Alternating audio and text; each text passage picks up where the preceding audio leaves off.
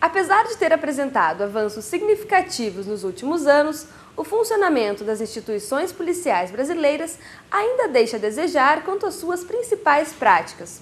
Na opinião de vários estudiosos do assunto, a integração das polícias militar e civil seria a melhor forma de resolver ou, pelo menos, amenizar os problemas. Avaliar o funcionamento das instituições, você tem que pensar numa ideia corporativista, numa ideia de dificuldades da dinâmica dos mecanismos interburocráticos e de todo um conjunto de uma cultura de identidade própria de cada polícia. Por essas especificidades é que esse tão falado projeto de integração se torna, às vezes, difícil de implementar. Uma boa polícia precisa desempenhar um papel ostensivo e investigativo ao mesmo tempo. Ela precisa fazer as duas atividades de forma coordenada para ter eficácia no combate ao crime. E o nosso modelo policial não permite isso. E é hora, talvez, do Brasil levar a sério uma discussão mais profunda sobre a unificação das polícias estaduais. Não é simples, isso envolve mudança constitucional, há muitas resistências corporativas, mas confesso que não acredito mais na possibilidade de a simples melhora das polícias, se a gente tiver boas polícias militares e boas polícias civis, que isso vai dar bons resultados para a população. Eu não acredito nisso mais. Se elas não estiverem juntas, colaborando, e principalmente do trabalho ostensivo investigativo absolutamente conectado, o crime vence. Polícia Militar e Polícia Civil precisam trabalhar juntas, precisam vencer essa questão corporativa, que embora muitas vezes se diga que não, existe com muita força. Porque cada polícia, principalmente a civil e militar, cada uma faz metade do trabalho. A polícia militar está na rua, fazendo patrulhamento preventivo, pegando situações em flagrante, etc. E a Polícia Civil investiga quando alguém vai lá e faz um BO de crime. Só que as duas têm conhecimentos importantes da realidade, mas elas não trabalham de forma integrada, então é uma loucura. Então a Polícia Militar fica querendo investigar, a Polícia Civil fica querendo fazer o policiamento na rua, né? Então que elas trabalhassem de forma integrada. A gente tem modelos que são modelos ainda talvez já inadequados para o país, né? A própria questão do como é separado em alguns estados a Polícia Militar e a Polícia Civil, como é difícil essa integração operacional, não a unificação, não fazer uma polícia única, né? Mas atuar de uma forma de fato integrada, né? Conseguir que essas polícias conversem, que o planejamento delas seja um planejamento conjunto, né? Isso muitas vezes ainda é muito difícil. A gente tem estados em que as polícias ainda disputam muito entre si, né? A PM com a Polícia Civil com os peritos, e aí fica uma coisa meio randômica, assim, todo mundo brigando entre si e a coisa não vai muito para fora. Em alguns estados já tem feito mecanismos de integrar, ou através de formação, por exemplo, o exemplo do estado do Ceará, onde tem a primeira academia realmente unificada entre a Polícia Civil e a Polícia Militar. Programas de IGESP, por exemplo, em Minas Gerais, que era um programa de cogestão entre Polícia Militar e esse é outro exemplo de um modelo dos Estados Unidos que foi trazido para cá, o famoso CompStat em Nova York, que era uma maneira de gestão das polícias, compartilhando informações para a redução do crime. A atividade policial, nós podemos dizer que ela é uma só do Estado, é um campo de atuação do Estado. Esse campo de atuação, ele vai ser repartido em competências através de órgãos policiais. Então, nós temos no nosso sistema estadual a polícia preventiva, a polícia ostensiva, que é a polícia militar, no caso do Rio Grande do Sul, a Brigada Militar, e a polícia de investigação, que é a polícia civil. Essas duas atividades não são excludentes, pelo contrário, elas são complementares, né? Elas são complementares, elas são de atuação cooperativa e são corresponsáveis pela segurança pública. Assim como a nível federal, nós temos a Polícia Rodoviária Federal e a Polícia Federal. Então, são órgãos que estão dentro da estrutura da segurança pública definida na nossa Constituição e que todos trabalham para o mesmo objetivo, ou seja, garantir a segurança do cidadão. Aliás, para as pessoas, elas precisam ter um bom serviço prestado por cada uma dessas instituições. Então, a integração dessas instituições, tanto estadual como federal, ela é fundamental. Na verdade, é um dever das instituições, das autoridades, promover essa integração e fazer com que elas atuem com planejamentos conjuntos, focados no mesmo objetivo, que é garantir o direito fundamental à segurança pública e à tranquilidade pública dos nossos cidadãos. Eles vão ter que integrar as polícias, mas não é essa integração assim, de tal forma que eles se tornem uma espécie de todo, embora não haja o todo propriamente dito, né? É uma integração de ajustes. Isso aí já é muito, talvez seja até bastante, tá? E isso aí eles até estão progredindo, está acontecendo, né, em alguns setores do Brasil, principalmente nos mais significantes, né? E não tem por que não acontecer, acho que vai acontecer. Para que a segurança pública no Brasil seja eficiente, é necessário que existam investimentos em práticas preventivas. Além disso, a implantação de polícias comunitárias e o envolvimento dos cidadãos em pequenas ações cotidianas são fundamentais no processo de melhoria da segurança. Há um relativo consenso de que a educação é a base das políticas de prevenção, e isso não há quem negue. Contudo, o enfoque sistêmico, a ação sistêmica da articulação dos atores da segurança pública com a base educacional, seja primeiro, segundo, terceiro grau, a construção de um conceito de cidadania na base educacional a partir de um enfoque sistêmico unificado, isso ainda está muito a desejar. As ações são insuficientes, a ação de prevenção ela precisa ter o fortalecimento da base da educação, uma emergência muitos recursos em educação. Por que, você pode perguntar, por que não se dá disciplina, cidadania e direitos humanos à criança na escola, aos jovens, e não se segue essa dimensão da educação para que essa dimensão da prevenção ela evolua? Aqui no Brasil tem começado a ter um deslocamento no paradigma mais repressivo com uma visão maior da prevenção. São dois tipos de atuação que o Estado deve ter, né, sem descuidar de nenhuma dessas partes, mas ele é feito muito pouco em termos de prevenção à criminalidade até há poucos anos no país. Mas agora não, você vê os municípios se envolvendo mais com políticas de prevenção, né? Então atuando com políticas públicas para a população de risco. O que é a população de risco? É aquela população que você sabe que tem maior chance, né, principalmente os jovens, acabarem ingressando na carreira criminosa. Então, desde a urbanização de favelas, né, a chegada nessas áreas de risco, de mais serviços de educação básica, saúde, todas essas atividades preventivas. E existem alguns programas que são bem específicos, né, como o PROERD, programas de você fazer uma educação contra drogas, né, com informação nas escolas, o trabalho que é feito pela polícia. Você tem programas de prevenção de homicídios, né, que tem surtido resultados em Minas, por exemplo.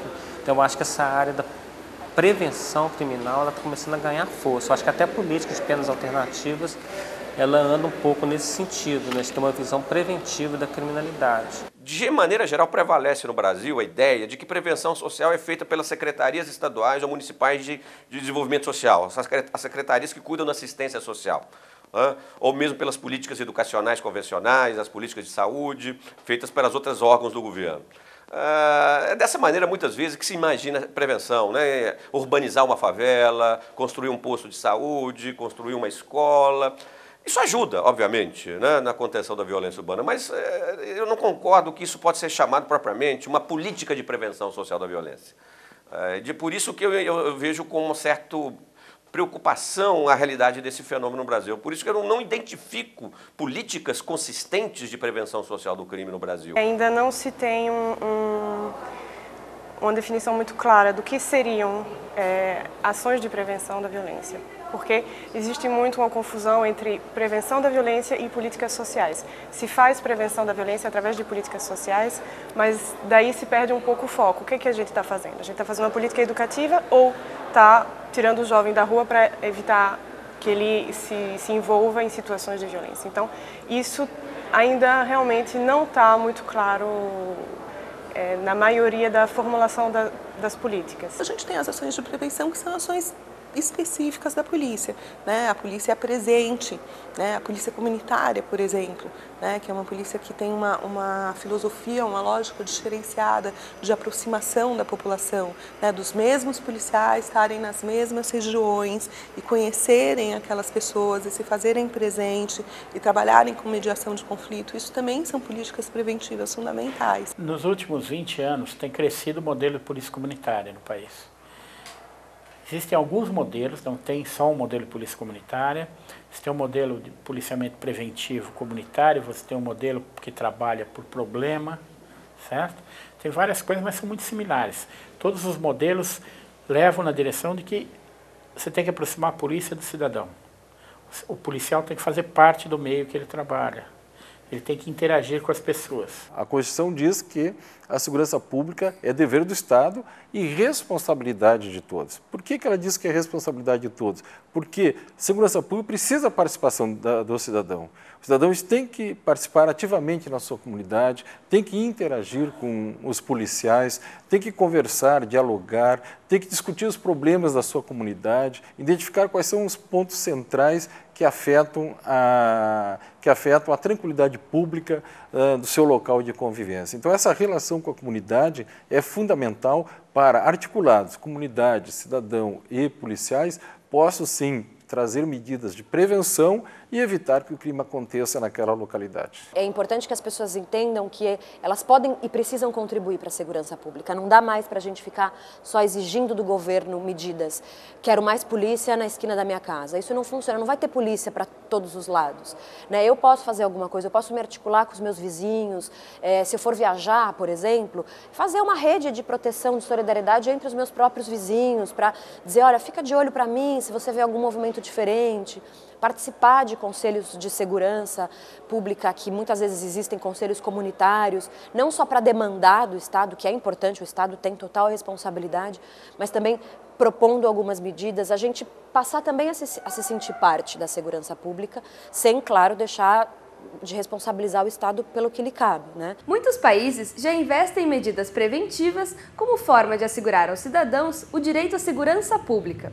Bogotá e Nova York, por exemplo, são tomadas como modelos de cidades que conseguiram diminuir de forma significativa seus índices de criminalidade. Não basta que a gente simplesmente veja um modelo que dá certo num país, né, e copiar os procedimentos e dizer para a polícia daqui, olha, vocês têm que fazer exatamente do jeito que está sendo feito lá na província tal, não sei da onde, ou do Japão, ou da Suécia, não sei o quê.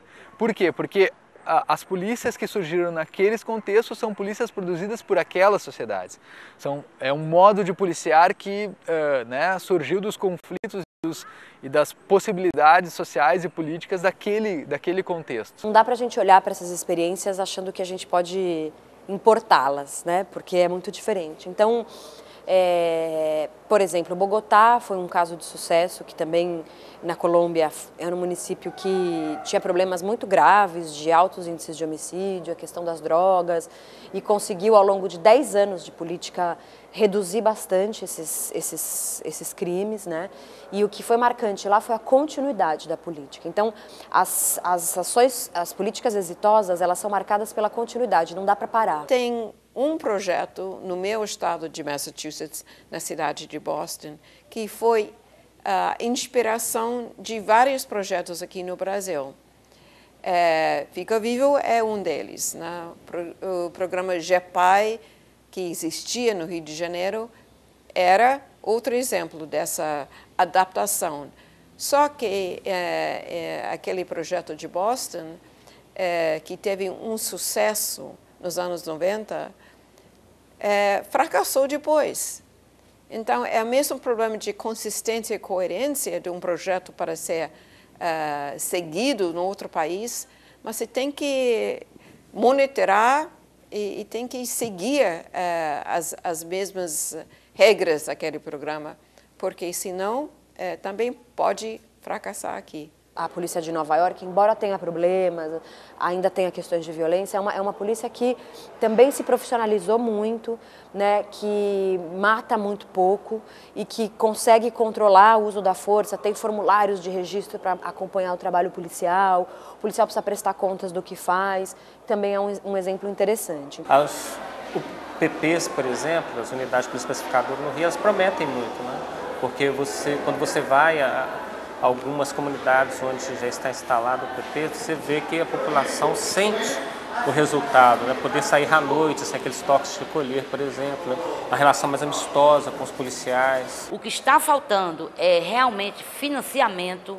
Eu estou percebendo que esses modelos eles estão sendo esvaziados. Eu não vejo uma mobilização, a mídia divulga as UPPs no Rio, faz uma mobilização, mas a nível do Estado, do Pacto Federativo, do município, dos estados e da federação, esse movimento não está acontecendo.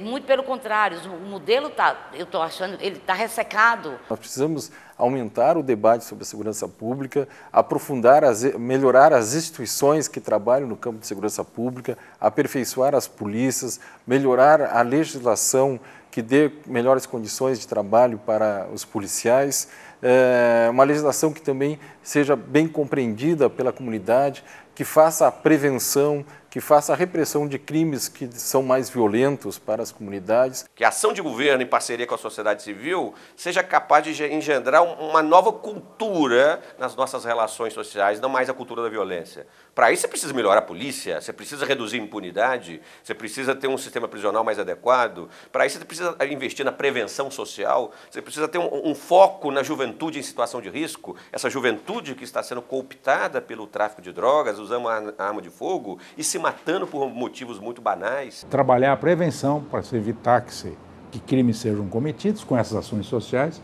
e aí entre os territórios de paz, o programa Exército na Paz, e depois a necessária repressão, que deve continuar sendo feito, o trabalho natural, histórico das polícias. E aí fazer, mas aí com a definição de um policiamento e de uma repressão qualificada. O que a gente tem efetivamente que apostar em tratamento qualificado das informações de segurança, e isso acho que a universidade tem tentado fazer bastante, produzir não só os dados para que as polícias atuem de uma forma mais inteligente, não isso, mas nessa interlocução sensibilizar esses atores, que são os atores centrais desse processo, quando vão estar na rua, quando vão estar no comando de operações, a lidarem com informações qualificadas para que exatamente não se gere ou que não se gerem violências nesse processo é quase que uma utopia, para a qual sempre se persegue, né?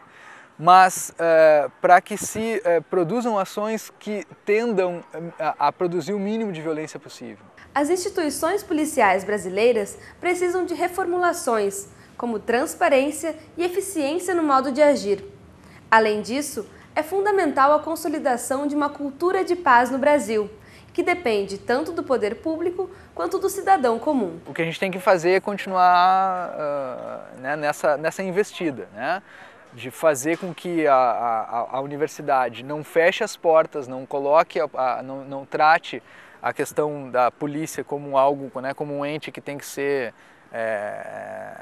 trabalhado à distância, né, como um inimigo, enfim. Eu acho que isso já foi superado há bastante tempo. Eu acho que isso tem que ser mantido, né, para que esse intercâmbio continue, né, para que a própria as informações que possam vir do governo e das polícias possam servir às pesquisas na universidade, e essa interlocução não só da polícia como um objeto, mas como uma instituição de diálogo possa produzir um futuro né, de uma segurança mais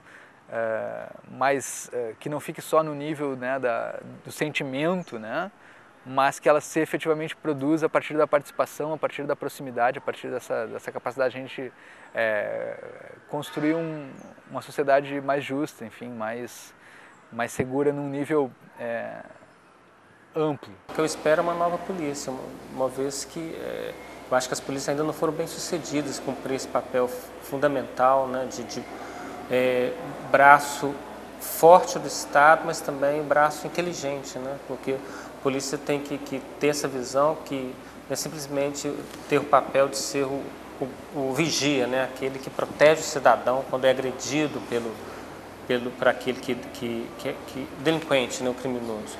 O papel da polícia vai além. É claro que é fundamental esse papel, né? De onde há grupos organizados, né, que usam armamento pesado, você tem que ter uma atuação mais, vamos dizer assim, militarizada da polícia, mas isso é só uma parte do trabalho da polícia, né? Existe um trabalho de inteligência, de investigação criminal, que é o que alimenta o processo criminal. As polícias civis e militares deveriam ser reformuladas, deveria se eliminar esse sistema que nós temos na Constituição, né, de uma polícia faz investigação só e a outra só faz patrulhamento, deveria haver uma integração, uma única polícia civil, né?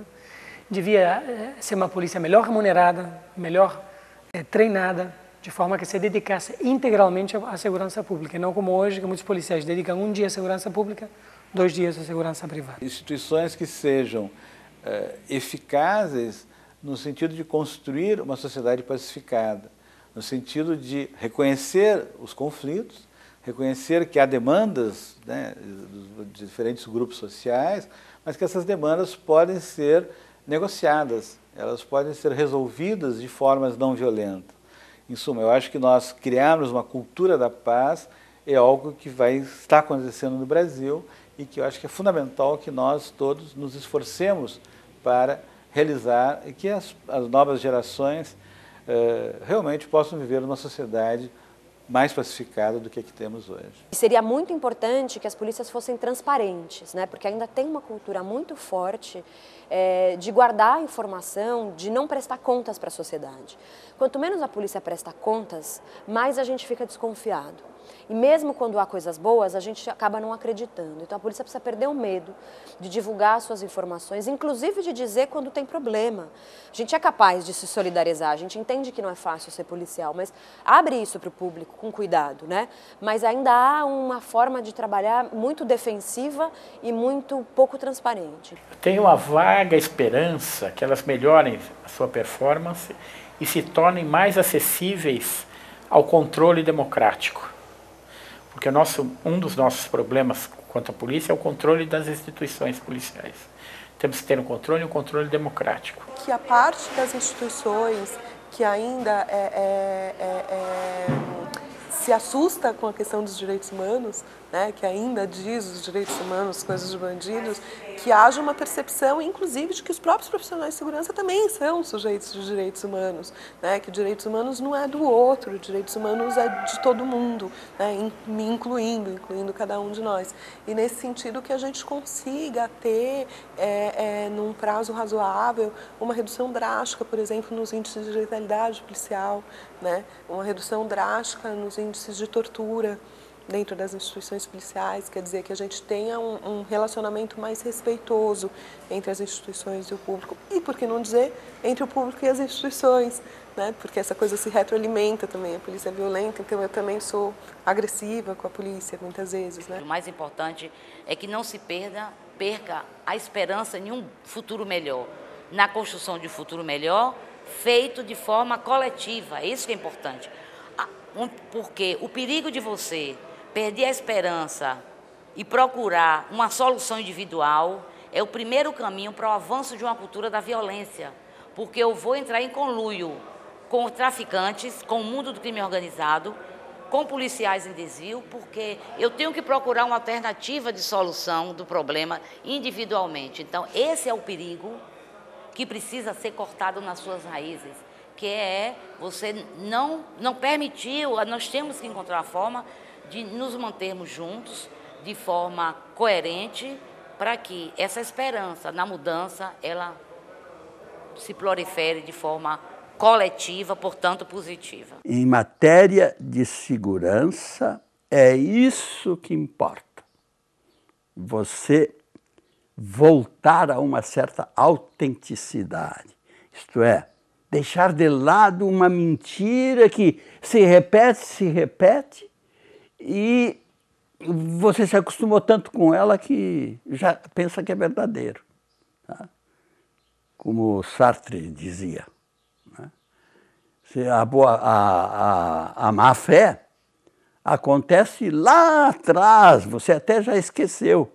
Mas aí, daí por diante, você a repetiu, ela se tornou normal e você nem sabe mais que é má fé. Você assistiu à segunda parte do programa Multiponto, que apresentou um debate sobre a segurança pública no Brasil. Para assistir a esse e a outros programas da URGS TV, acesse nosso site